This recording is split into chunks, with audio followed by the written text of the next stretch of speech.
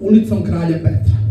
Drvorede platana zamenile su vrbe, povijene, suve i tužne, nikle iz betona. Iz kutova više ne dopire žamor, već se širi truli zadah gorke istine.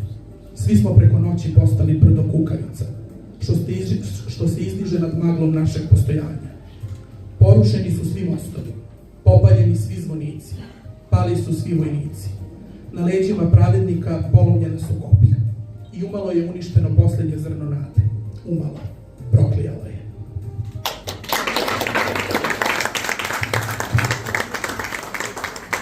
Ruža od stakla je moja prva zbirka pesama, nastala poslednjih 10 godina, ukupno toliko i pišem poeziju. Objavljena je ove 2025. godine, kako smo to simbolično nazvali, kada obeležavamo deceniju, odnosno kako sam ja to simbolično nazvao, kada obeležavamo deceniju jednog nedostajanja. Upravo knjiga je posvećena mojoj majci. Na koricama na početku piše majci, porodici, prijateljima i svima onima koji nisu izgubili nadu u lepotu života, pa sam posle razmišljao da je možda će doći knjiga do nekoga koji je izgubio nadu, tako da je i njima posvećena knjiga. Promocija knjige je najpre održana u mom rodnom Zubinom Potoku pre 15 dana.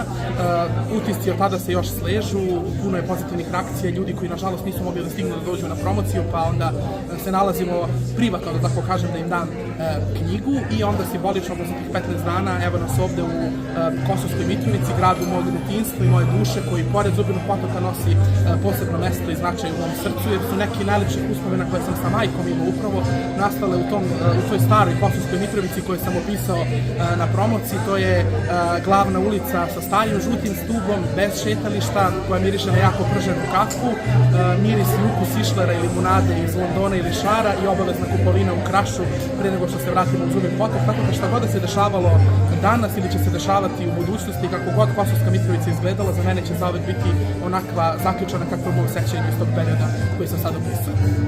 Planiram promociju u Beogradu i gradu koji će uskoro biti grad moje prošlosti, pošto se vraćam da živim na Kosovu, tako da će taj neki krug simbolično da se zatvori, Zubin Potok, Kosovska Mitrovica i neka vrsta opuštene promocije u Beogradu.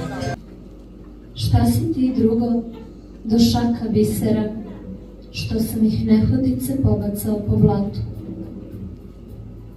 Bojim se svoje ljubavi, jer ružu od stakla, zaslepljen njenom lepotom, mogu pogledom polomiti.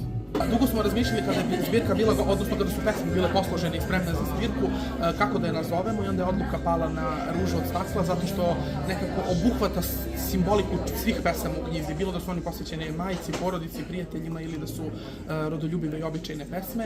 Ruža od stakla je istovremeno nesalomiva, lomljiva, iznikla iz pepela, ima taj simbol rađanja i feniksa, tako da je odluka na kraju pala na to da bude Ruža od stakla.